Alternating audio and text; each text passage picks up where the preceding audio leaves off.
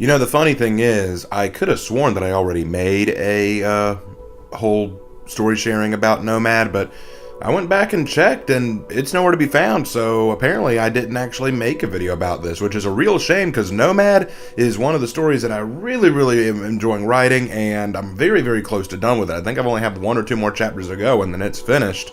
So let's talk about Nomad. The story behind this goes back a certain ways. My buddy Jay, who's a fantastic artist, I talk about him constantly, he actually gave me a little bit of a challenge. He showed me an old picture he drew, and he said, could you make a story out of this character? Well, the picture that he sent me is the one you're seeing on screen right now, and it was cool, but I wasn't really sure what to make of it, so I had to think about it for a little while.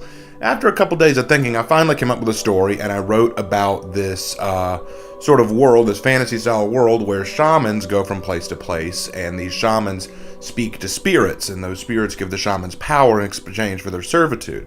Nomad is one of them. He gave up his name. He no longer has his own personal name. He just goes by Nomad. Now, the idea was, since Jay and I are both Christian, we like to add sort of Christian symbolism and lessons within our work. And so the idea was that this Nomad is almost like a prophet of God from the Old Testament, like Elijah. And so he goes from place to place, not only spreading the message of the One, that's the name of his spirit, but also protecting people and destroying shamans who worship evil or malevolent spirits, which would be more like demons.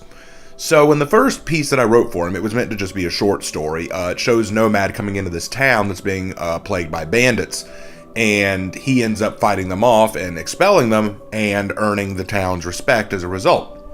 Now, I didn't expect to go any further with that, but Jay really, really liked the story, so he gets in touch with me and he says, hey, would you mind doing something else for me? And he showed me a new picture, the one you're seeing now, and he said, would you be willing to write another part of that Nomad story, but with this guy as an antagonist? And so I thought, wow, that's a tall order, but I wouldn't mind doing it. Let me think about it. So I looked at the guy again and I said, how can I make this guy an antagonist? Well, I decided to make him a shaman. And as I was writing him, I noticed that he was missing an arm, and I thought about all the ways in which he could lose that arm. But then I thought, what if he gnawed it off? And the reason he gnawed it off is because his spirit is all about gluttony. His spirit is all about consuming everything. So in exchange for giving him power, it makes him perpetually ravenous, hungry. He consumes everything around him, including prosperity, including health, everything. He just takes. So when he settles down in this town, he gives them everything they want. Their minds have run dry, so they want money. They want gold. So he says, I'll make sure you never run out of money, but you're going to feed me. And slowly the town's water reserves dry up. Their food is becoming more scarce. They're dying, but hey, they got plenty of gold. So Nomad has to go in and fight him.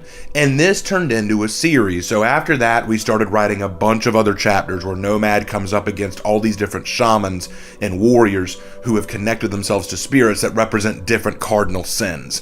Like you have lust, you have greed, you have wrath, you have all these different warriors. And through doing that, we really grew this world. There was one story that I really liked where Nomad reveals that he has this personal bias. There is a country neighboring the land of Nye, where Nomad lives, where these people called the Branuk live, and the Branuk are known for being tall, fit, white-haired, blue-eyed, that kind of thing. Very much Nordic in origin, although the white hair was kind of a touch myself. I kind of added that. And it turns out that he does not like the Branuk because in the past, the Nye and the Branuk fought each other, and there was a huge war, and his brothers died in the war, so Nomad does not like the Branuk. But the one leads him to a town in Branuk territory where one of these shamans has been causing a lot of trouble, and he has to put aside his resentment for the Branuk to do what he needs to do, showing that Nomad still is human. He still has flaws in his character. There is also an episode where he fights the shaman of lust. This woman who used to be ugly and haggard and unwanted, she finds this spirit of lust who makes her look drop dead gorgeous and even have the ability to manipulate other people, even other shamans, to do what she wants. And Nomad struggles to overcome her looks and her sensual nature. He has to blind himself with a bandana so that he doesn't look upon her, so that he can fight her without giving in to his personal sexual desire. And it's really fascinating the way we got to play with us.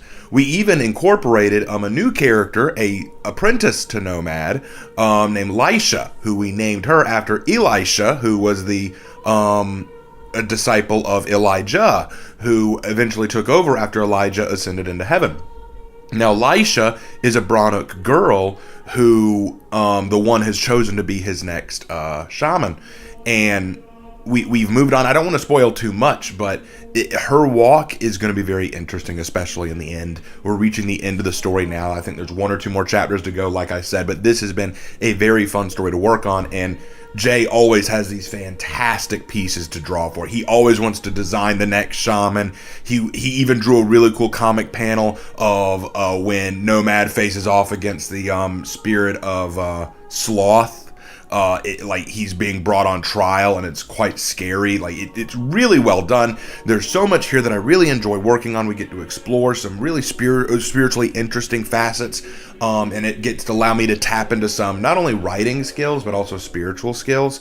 And Jay and I have had so much fun talking about this. In fact, my family, who have read it, have joked that Jay and I need to sit down and make a comic out of Nomad, which I would not be against at all, but I know that Jay has a bunch of other commissions going on, so that would be very difficult for him to sit down and do. But hey, Jay, if you ever want to sit down and do it, let me know. I'd be happy to help you out with that in whatever way I can. But until that day comes, Nomad exists as a story that exists on DeviantArt. You can read it yourself there, and you can also check out all the images of Nomad that have been drawn on that account or on Jay's Instagram account, because he has all of his art there, so go check him out. And also, I'm planning on reading aloud all the chapters on YouTube. I've already read the first one. I can't read the second one yet because Jay asked that before I do, he edit his chapter 2 image first. He wants to fix that up a little bit before I do. So once Jay does that, then I'll read chapter 2 for you guys. But anyway, that's about all there is to this story sharing video. Pretty simple, pretty easy. I hope you guys enjoyed it. And as always, I will see you in my next video. Take care.